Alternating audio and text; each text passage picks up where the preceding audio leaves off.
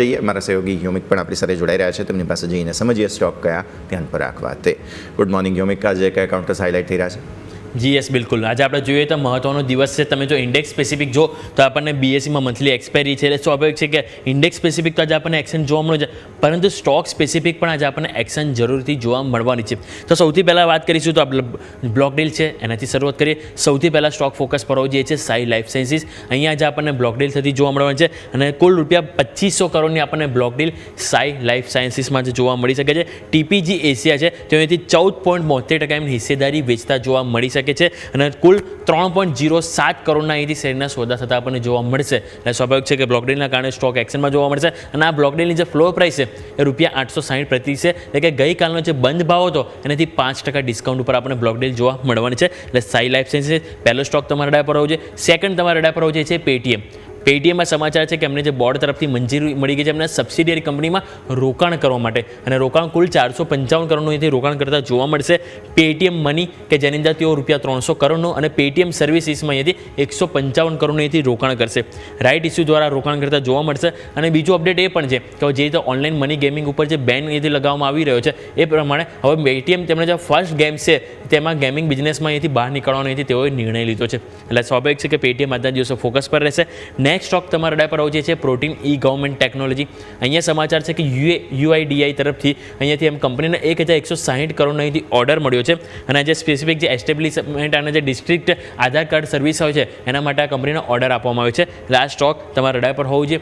Next PSU બેંકો તમારા radar પર હોવી જોઈએ, જેવી કે ઇન્ડિયન ઓવરસીઝ બેંક, પછી તમે વાત કરો તો પંજાબ એન્ડ સિંધ બેંક, બીજું તમે જોશો તો યુકો બેંક અને સેન્ટ્રલ બેંક ઓફ ઇન્ડિયા. આ બધા સ્ટોક તમારા રડાર પર હોય છે કારણ કે ગવર્મેન્ટ હિસ્સો અહીંયાથી વેચવાની છે આ બધા સ્ટોકમાં. તેમાં જે ગોલ્ડમેન સેસ છે તેમને અહીંથી સોલ બેન્કર તરીકે અહીંયાથી પસંદગી કરવામાં આવી છે. એટલે આ બધા પીએસયુ બેંક તમારા રડાર પર હોવા જોઈએ. એટલે સ્ટોક સ્પેસિફિક તો આપણને જરૂરથી એક્શન જોવા મળવાની છે, પરંતુ હવે આજે શું ખાસ છે એ આજે ખરેખરમાં ખાસ છે કારણ કે તમે જો ઇવેન્ટ પણ ઘણી બધી જોવા મળી રહી છે. સૌથી પહેલાં બીએસસીના મંથલી સોદાની આજે એક્સપાયરી છે, એટલે બેન્કેક્સ સેન્સેક્સ બધા ઇન્ડેક્સ આવી ગયા.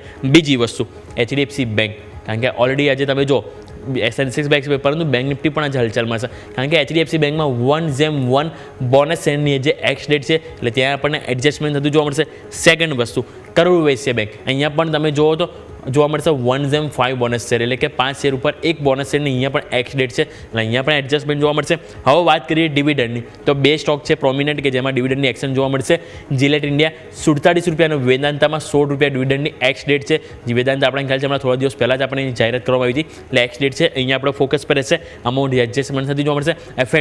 એફએન્ડો બેન્ડમાં પીજી ઇલેક્ટ્રોપ્લાસ્ટ બહાર થઈ ગયો છે. હવે એન્ટ્રી અત્યારે હજુ પણ તમે જોશો આરબીએલ બેંક અને ટીટાગર રેલ સિસ્ટમ હજુ પણ બેન્ડ યથાવત છે. બીજું હવે આઈપીઓની વાત કરીએ તો સૌથી પહેલાં વિક્રમ સોલાર, ટોટલ 4 આઈપીઓ છે બંધ થયા આજે 4 આઈપીઓ ઓપન થવાના છે. વિક્રમ સોલાર, જેમ એરોમેટિક્સ, તમે જુઓ તો શ્રીજી શિપિંગ અને સાથે પટેલ રિટેલ, ચારેયનું આજે લિસ્ટિંગ થવાનું છે. એટલે સ્વાભાવિક છે કે અહીંયા પણ ફોકસ રહેશે. અને બીજા 2 આઈપીઓ છે જે આજથી સબસ્ક્રાઇબ માટે ઓપન થવાના છે. તો પહેલો તમે આઈપીઓ જોશો તો વિક્રાંત એન્જિનિયરિંગ છે, જે 29 ઓગસ્ટ સુધી તમે સપ્લાય કરી શકશો, આજથી ઓપન થશે. બીજો સ્ટોક છે એ છે એનલોન, અહીંયાથી હેલ્થકેર.